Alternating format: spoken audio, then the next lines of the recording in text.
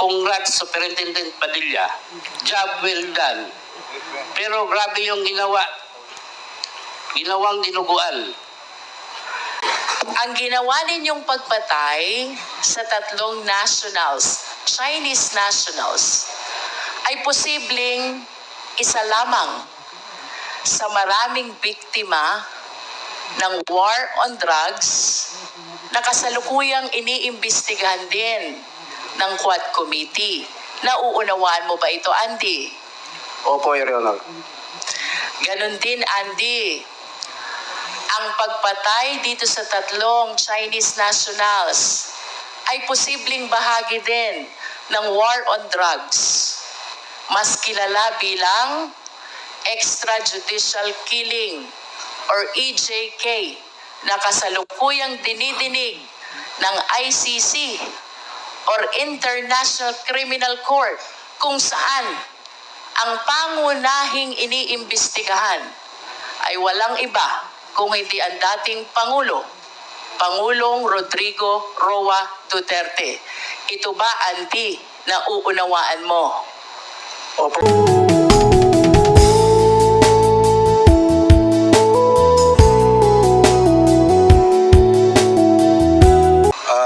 Teka muna, medyo seryoso yung sinabi mo eh. Pinaninindigan mo ba yan? Opo, sir. Pwede bang ulitin mo kung ano yung sinabi mo?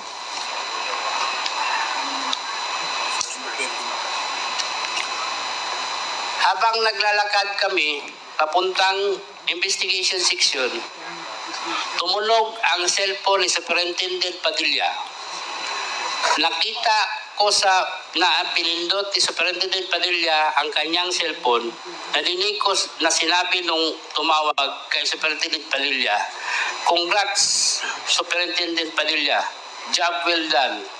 Pero grabe yung dinuguan. Meron kang kasing binanggit eh, na pangalan eh. Yung nandito sa number 29. Ito ay pinaninindigan mo. Opo. Pwede bang pakiulit mo ulit kung ano yung sinabi mo dito? Alam ko na ang kausap ni Superintendent Padilla ay si President Duterte dahil pamilyar ko ang boses niya. Nakakausap mo ba si President Duterte? Naririnig ko lang palagi yung boses niya kaya pamilyar yung boses na narinig ko. Sige, patuloy lang. Pagkatapos ng tawag, sabi ni Superintendent Padilla sa mga kasamahan niya doon, tumawag si Presidente nag-congrats sa akin. Dahil sa sinabing ito ni Superintendent Padilla, kaya lalo akong napaliwala na ang tumawag sa kanya ay si President Duterte. Pagkatapos kaming imbestigahan sa IS, kinausap kami ng hipi ng Bartolina na si Jerome Glassi. Pinapapili kami kung saan selda ang gusto namin at pinapalinis ni Superintendent Padilla. Pinili namin ang Bartolina selda 6 at doon kami naglagi ng 3 linggo. Pagkatapos ng 2 araw, dumalaw sa akin si SPO4 Arthur Narsulis at sinabihan kami na nandito na ang reward ninyo na tig-1 milyon. Saan ko ito ibibigay? At ang sagot ko, ibigay mo ang 1 milyon sa asawa ko. At ang sani naman ni Fernando Magdadaro, ibigay ang 1 milyon sa kanyang asawa. Pagkaalis ni SPO4 Narsulis, naisip ko na ang usapan namin ay 1 milyon kada ulo. Kaya kulang ang reward na natanggap ng mga asawa namin. Ngunit naisip ko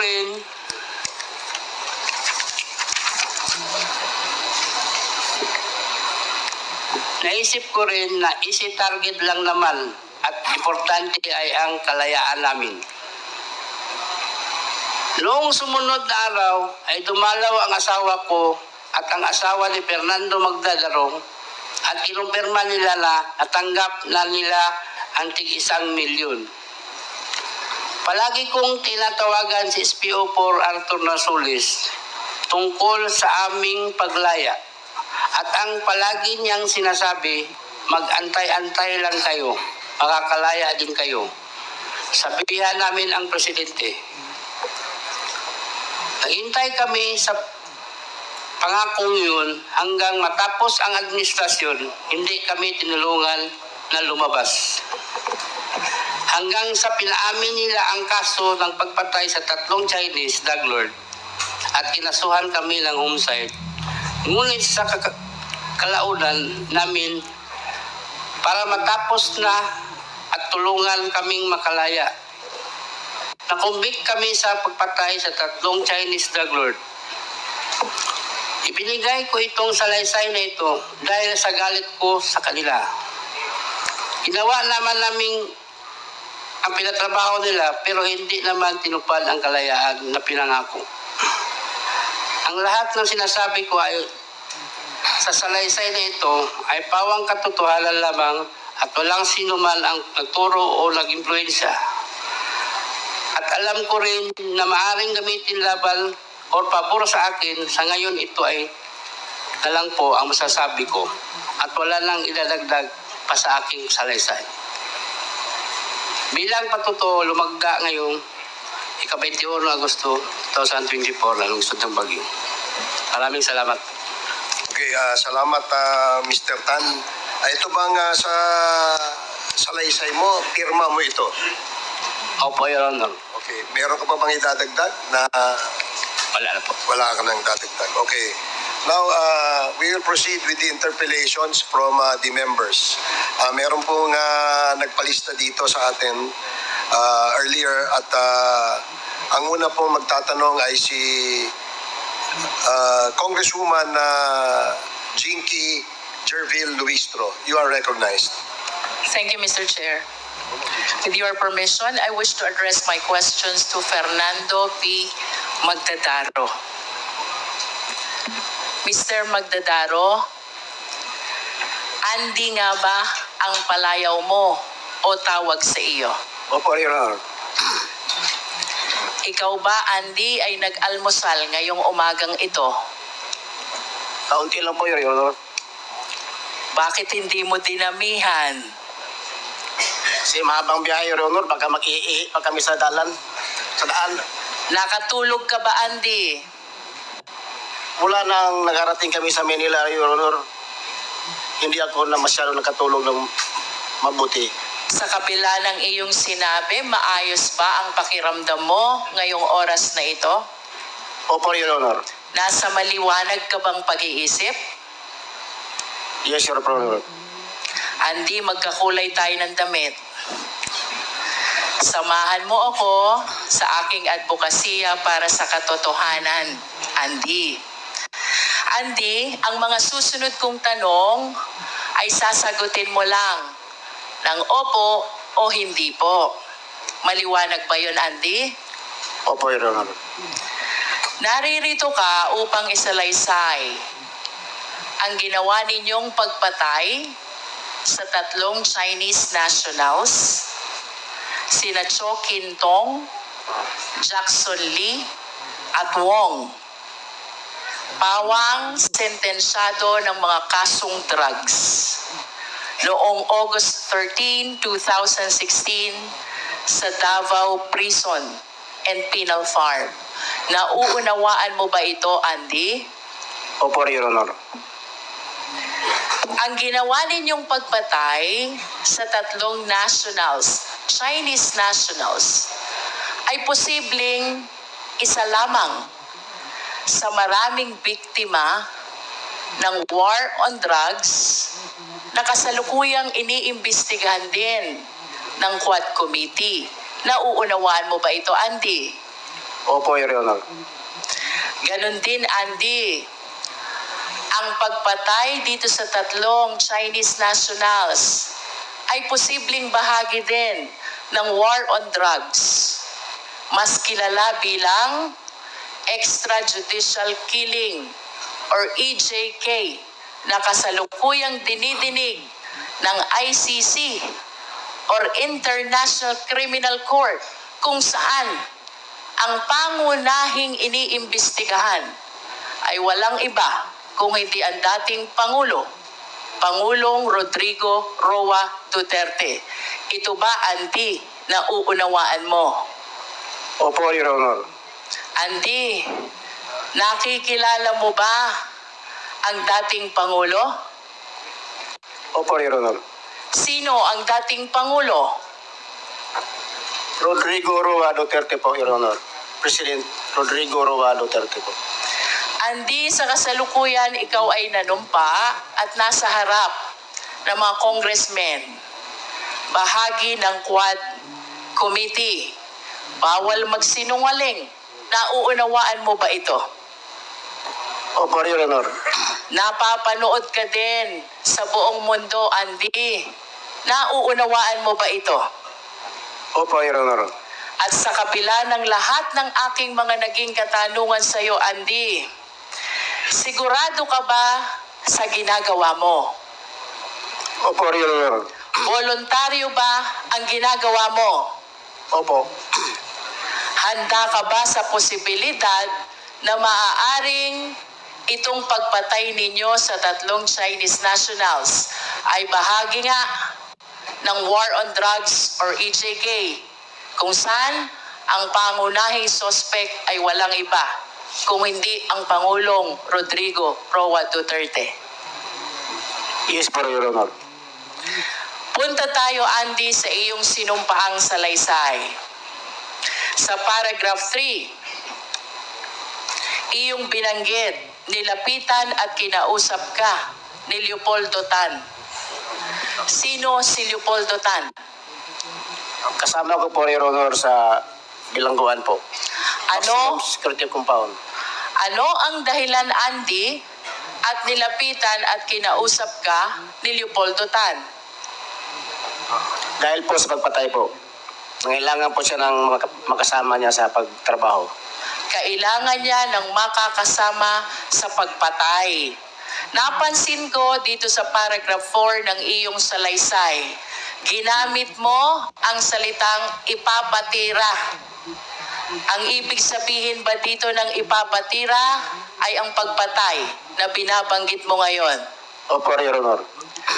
Sino ang papatayin, Andy, ayon kay Leopoldo Tan? Yun pong 3 Chinese, Your Honor, drug lord. Chokintong, si Wang at sa Jackson Lee. Yun po silang 3. Andy, saan matatagpuan nung panahong iyon itong 3 Chinese national na ayon kay Leopoldo Tan ay papatayin? Doon po sa compound ng foreign ward po, Your Honor. Nakahiwalay po sa maximum. Nalalaman mo ba, Andy, ang dahilan kung bakit ipinapapatay itong 3 Chinese national? Yes po, Your Honor. Ano ang dahilan, Andy? Bakit ipinapapatay itong 3 Chinese national? Drug lord po sila, Your Honor. Kasama po sa mga pinapatay sila. Sa makatuwid, Andy, naniniwala ka na ang dahilan kung bakit ipinapapatay itong 3 Chinese national na ito ay dahil sila'y sentensyado ng mga kasong drugs. Tama? Opo, Your Honor.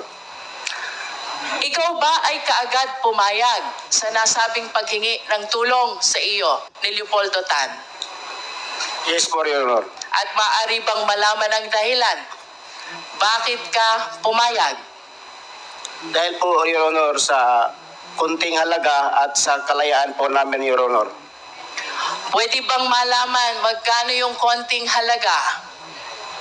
Yung tinawag po nila na, Your Honor, ng isang manok, 1 million po yun, Your Honor. 1 milyon. Opo, Your Honor. Nabanggit mo kanina na 3 ang papataying Chinese national. Magkano ang eksaktong halaga na ipinangako sa inyo? 2 million lang po ang nabigay nila, Your Honor. 3 po yun, pero 2 lang nabigay po. Ang ipinangako ay 3 milyon, pero ang ibinigay ay 2 milyon. Bukod ba sa pangakong pera, Andy, may iba pa bang ipinangako sa'yo? Dahilan kung bakit pumayag ka na tumulong kay Leopoldo Tan? Kalayaan po namin, Your Honor, pagkatapos ng trabaho namin. At nalalaman mo ba kung kanino nanggaling ang utos na sinabi sa iyo ni Leopoldo Tan? Si Leopoldo Tan lang po, Your Honor, ang nakaalam doon kung sinong tao na yun ang kausap niya. Mr. Chair, I understand that there are other members who wish to ask question to our witness. And to wind up the interpellation, Mr. Chair, I just wish to ask Mr. Magdadaro one last question. Bilang pagtatapos, Andy, sa harap ng Quadcom at ng buong mundo na nanonood sa iyo ngayon, inaamin mo ba ang pagpatay na ginawa ninyo ni Leopoldo Tan sa 3 Chinese nationals na sentensyado ng kasong drugs? Inamin ko po, Your Honor. Mr. Chair, please allow this representation to make a very short manifestation. Mr. Chair, honorable members of the Quad Committee, without preempting the findings and recommendation of this inquiry in aid of legislation, I humbly submit that at the very least, the crime of murder under the revised penal code, particularly Article 248, has been established. 2 qualifying circumstances are present. One is evident premeditation. Pinagplanuhan ang pagpatay. Second, killing was done in consideration of price, reward, or pledge. Ang pagpatay ay dahil sa ibinayad na pera at ipinangakong kalayaan. However, Mr. Chair, if there are evidence to establish that this incident is part of the widespread or systematic attack against civilian population, then crime against humanity under Article 7, Rome Statute, is likewise established. I understand, Mr. Chair, that while EJK, extrajudicial killing, is anchored under Article 7 of the Rome Statute, I wish to emphasize the following established facts in his affidavit. 1, there is an order to kill. 2, victims are involved in illegal drugs. 3, there was an actual killing incident. And 4th, the killing was done in consideration of money and other pledges. I humbly submit, Mr. Chair, that on the assumption that there are other evidence to establish the widespread and systematic attack against civilian population, we have a case for extrajudicial killing, Mr. Chair. And I urge the honorable members of Quadcom and even of the 19th Congress, this is not only illegal, this is immoral. Let us work together, condemn and fight extrajudicial killing. Thank you, Mr. Chair. Thank you, Congresswoman Luistro. The manifestation of Congresswoman Luistro is noted. The next to interpellate is Representative Jeffrey Konghun. You're recognized. Jefferson, Mr. Chair. Jefferson, Mr. Chair, maaari ko po bang iparating ang aking katanungan kay Mr. Fernando Magdarao? please proceed. Mr. Magdarao, gusto ko lang pong malinawan. Bakit ka naniwala na mabibigyan kayo ng pera kapalit ng pagpatay sa kanila? Naniwala po ako kasi may kausap itong kasama kong si Leopoldo Tan bago nangyari ang mga yon. Nakakilala niya, classmate niya dati na malakas sa taas na nasa gobyerno ng mga panahon na yon. Naitanong mo ba sa kanila kung kanino galing ang pera? Sa kanila galing yun, Your Honor, yung kausap ni Leopoldo Tan ang pera. Kaya nga, naitanong mo sa kanila kung kanino galing yung pera. Hindi na po, Your Honor. Dinagdag pa ni Leopoldo Tan na kayo ay nasa panig ng gobyerno at pinangakuan kayo ng kalayaan kapalit ng halaga. Dahil dito pumayag ka sa kanyang pakiusap, tama ba? Opo, Your Honor. Bakit nasabi ni Leopoldo Tan na kayo ay parehong nasa panig ng gobyerno? Kasi nagkupirit po kami sa mga utos nila, Your Honor. Ano yung pagkakaintindi mo sa ibig sabihin nito? Yung mga utos, Your Honor, na natupad namin, ginawa namin ang mga utos nila. Ang utos nila, ginawa namin, Your Honor. Pero ang pinangako nila, hindi nila ginawa. Hindi ka ba natakot sa gagawin nyo ni Leopoldo Tan? Hindi po, Your Honor. Yung tatlong Chinese na inutos sa inyo para patayin, kilala mo ba itong mga ito? Opo, Your Honor. Paano? Nang dahil sa pag-surveillance namin doon sa area nila sa Parinward, Ayon sa iyong sinumpaang salaysay, no? Nagsagawa kayo ng surveillance sa foreigner area kung saan nakakulong yung tatlong Chinese. Tama po ba yun? Opo, Your Honor. Sa puntong ito ng surveillance, kilala nyo na ba o alam nyo na ba? Namumukhaan mo ba kung sino yung target ninyo? Opo, Your Honor. Paano mo nalaman kung sino yung papatayin ninyo? Paano mo nalaman kung sino yung target ninyo? Dahil yung tatlo, Your Honor, pinasok na doon sa area namin sa Silda Size. Kailan mo nalaman na yung mga target ninyo, ay sa yung salaysay, no? Si Cho Kin Tong, Jackson Lee, at Wong. Kailan mo nalaman na yun yung mga papatayin nyo, yung target ninyo?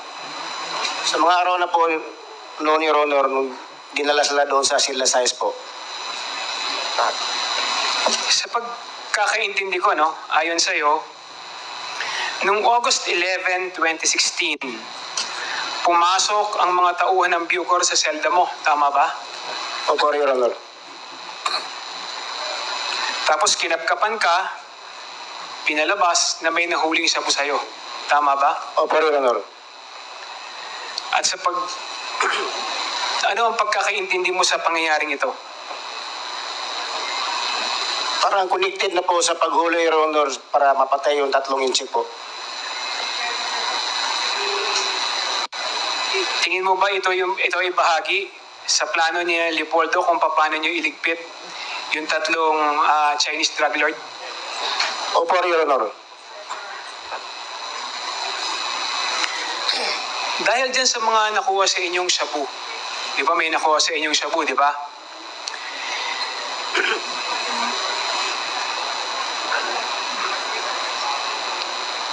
Pinasok kayo ni Leopoldo Tan sa selda, tama ba?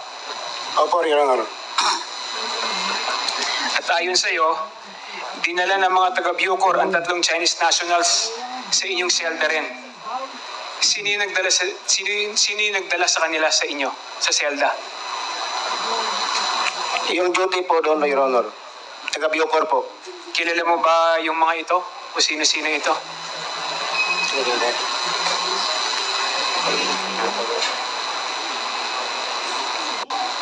Sir Puro po, Your Honor. Ang nagdala sa amin doon sa Silda Size. Si Sir Poro. Ayon rin sa iyo nung una, ayaw pumasok nung tatlo. Di ba? Yung tatlong drug lord, ayaw pumasok nung tatlo. Kaya ang ginawa, inilabas muna kayo ni Ginoong Leopoldo Tan. Tama po ba? Yes po, Your Honor. Tapos, pagkatapos, yung umalis, ipinasok yung tatlo, at saka ibinalik yung tatlong Chinese. Tama ba? Opo, Your Honor. Ayon sa iyo, bandang gabi ng araw na yon, pinagsasaksak nyo ni Leopoldo yung tatlong Chinese.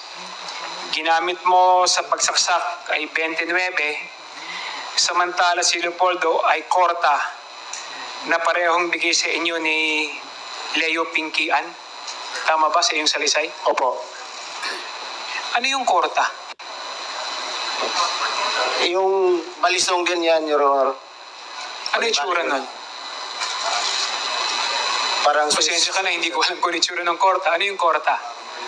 Parang Batangas rin yun. Parang maliit lang siya pero sulit siya talaga. Okay. Mr. Chair, wala na po akong katanungan at i-reserve ko po ang aking karapatan na magtanong sa pangalawang round, Mr. Chair. Okay. Salamat, Congressman Kong Hun. The next to interpolate is Congressman Paulo Ortega. You are recognized. Thank you, Mr. Chair. Let me direct my brief questions, my precise questions para po kay Sir Andy. Alam po natin lahat na sa kulungan may mga mayores. Si Leo Pinkian po ba ang mayor ng Bartolina sa Davao? Yes po, Your Honor. Kasapwat niyo po ba siya? Opo, Your Honor. So kung kasabot nyo siya, Mr. Chair, malamang napagpaplanuhan po to. Nag-uusap-usap po ba kayo, nagpaplano o nagko-coordinate kung paano po isasagawa yung mga ganitong tatrabahuin po nyo? Opo, Your Honor. Tuloy ko lang, Mr. Chair. Nasabi po sa Salaysay na ang napagkasunduan nila, sabay-sabay na pagsasaksakin si Ting at si Wong. Tama po ba yun? Opo, Your Honor. At ayon sa mga nangyari sa Salaysay, sinipa nyo si Jackson Lee at agad nyong binalingan ng pagsaksak si Ting. Tama po ba yun? Opo, Your Honor. At ayon din po sa Salaysay, yung malong ay parang ginamit nyo na kortina. Tama po ba yun para matakpan po yung selda? Opo, Your Honor.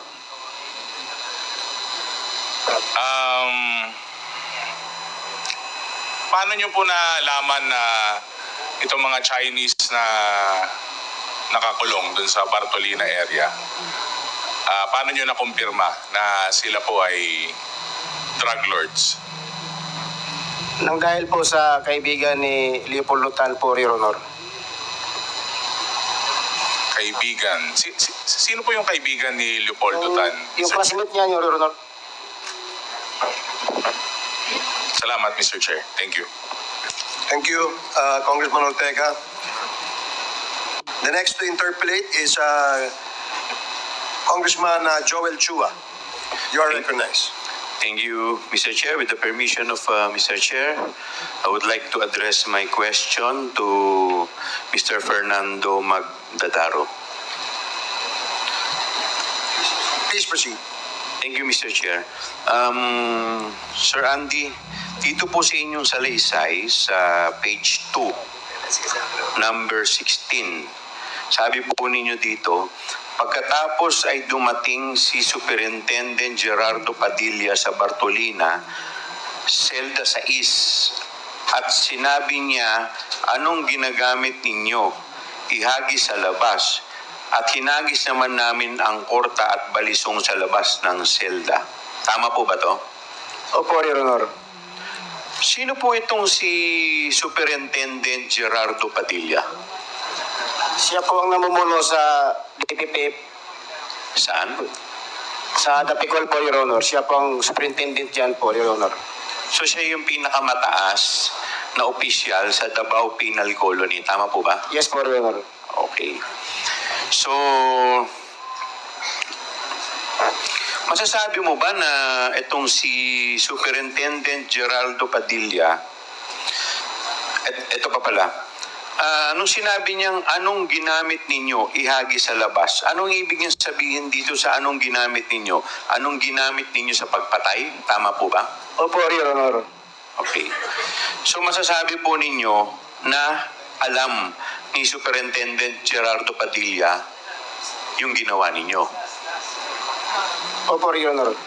So masasabi po ninyo na si Superintendent Gerardo Padilla ay kasabwat ninyo. Opo, Your Honor. Okay. So, dito po sa sumunod ninyong salaysay, sa page 3, number 17, sabi po ninyo dito, nilabas namin sa selda ang kamay namin at pinusasan kami ni Sir Poro. Pinalabas kami para dalhin sa IS Investigation Section. Sino itong si Sir Poro? Isa pong duty doon, Your Honor, nga kasama ni Sir Padilla. So, masasabi Yung mo, order niyo po, Your Honor. alam mo ba yung buong pangalan niya? O palayaw lang niya ang alam mo? Kapalayo lang po, Your Honor. Okay, so masasabi ninyo, itong si Sir Poro ay empleyado rin ng Opo, Your Honor. Davao Penal Colony. Tama po ba ako? Opo. Okay. So base dito sa inyong sinabi na kayo ay dinala sa investigation section. So, meron po bang investigasyon na talaga na nangyari? Meron po, Your Honor. So, nung nandun kayo sa investigation, anong paliwanag ang sinabi ninyo? Bakit ninyo pinatay yung 3 Chinese? Yun na po, Your Honor, yung parte sa reward, Your Honor, at sa kalayaan namin. So dun sa investigasyon pa lang, inaman na ninyo na inalok kayo ng reward at saka yung kalayaan. Opo, Your Honor. Okay. So, naniwala po kayo? Bakit po kayo naniwala sa pangako na palalayain kayo? Naniwala po ako, Your Honor, kasi yung classmate ni Leopoldo Tan, marami ring connection, Your Honor. Naniwala kayo dahil Opo, siya Your ay pulis at Opo, Your maraming koneksyon. Opo, Your Honor. Okay. So, matanong ko lang po, kanina binanggit po ninyo na inabot sa inyong asawa yung halagang 1 milyon. Tama po ba? Opo. Kilala niyo po ba kung sino ang nag-abot ng 1 milyon sa inyong asawa? Hindi ko na po nakilala, Your Honor, kasi sa labas pa yun abot, Your Honor. Hindi niyo na po naitanong sa asawa ninyo? Hindi na po, Your Honor. Okay, basta importante at least natanggap niya. Opo, Your Honor. Hindi ba nagtanong ang asawa mo kung saan galing yung 1 milyon? Hindi na po, Your Honor. Hindi na. Okay. Nung ginasuhan kayo dahil sa pagpatay at inamin ninyo ito, bakit hindi nyo sinabi sa korte na ito'y pinagawa lamang sa inyo? Sinabi ba ninyo sa korte na ito'y pinagawa lamang sa inyo? Hindi po, Your Honor. Bakit hindi nyo sinabi? Kinasuhan na po nila kami ng pagdating namin sa korte, Your Honor. Kasi akala ninyo hindi kayo kakasuhan. Opo. Tapos yung pala kinasuhan kayo. Kinasuhan kami, Your Honor. Okay. So, bakit hanggang ngayon po, hindi pa rin kayo nakakalaya samantalang nagawa na po ninyo yung inyong trabaho? Yan na po ang ikagagalit namin, Your Honor. Bakit hindi na tinupad ang usapan namin? Okay. So with that, Mr. Chair, I reserve my right to ask question sa second round na po. So, doon naman po. Thank you po, Mr. Chair. Thank you, Congressman Chua. The next to interpellate is Congressman Johnny Pimentel. You are recognized. Thank you, Mr. Chair. I would like to direct my question to Mr. Leopoldo Tan Jr. Magandang umaga po, Mr. Tan. Magandang umaga din. Pwede po malaman anong palayaw ninyo? Ano bang tawag ng mga kaibigan ninyo sa inyo? Tata po. Okay, Tata. Meron na pong mga katanungan sa sinumiting mong affidavit. Meron po kayong sinumiting affidavit dito sa Quad Committee at kanina po ay binasa po ninyo. Pwede po isa-isahin natin ang mga laman ng affidavit para maklaro po natin dito sa committee ba ano talaga ang nangyari. Sinabi po ninyo sa affidavit ninyo na nung buwan ng July 2016 ay pumunta at nakipag-usap sa iyo si SPO4 Arthur Narsoles. Hindi po ba? Opo, Your Honor. Nung nag-usap kayo ni Arthur Narsoles, ano po ba ang pakay niya? Ano ang sinabi niya sa iyo? na may ipatatrabaho po siya. Ang ibig bang sabihin ng mayroon siyang ipapatrabaho ay ibig sabihin nun meron po siyang ipapapatay? Opo. Paano mo nakilala itong si Arthur Narsoles? Kaklase ko po siya nung high school. Binanggit ba niya ang mga pangalan na ipapatay sa inyo? Nakasulat po sa kapirasong papel po. Ilan pong pangalan nakasulat doon sa kapirasong papel? Dalawa lang po ang nabasa ko doon. Pumunta tayo dyan, mamayang konti. Kaya may binanggit po kayo na mayroong listahan ng 32 Chinese nationals. Pero unahin po natin itong pinapatrabaho sa inyo ni Narsoles. Nung sinabi sa iyo ni Narsoles na may papatrabaho, sinabi ba niya sa iyo sinong nag-utos na may papatrabaho sa inyo? Ang sinabi lang po niya sa akin na may basbas sa taas yan. Sa taas.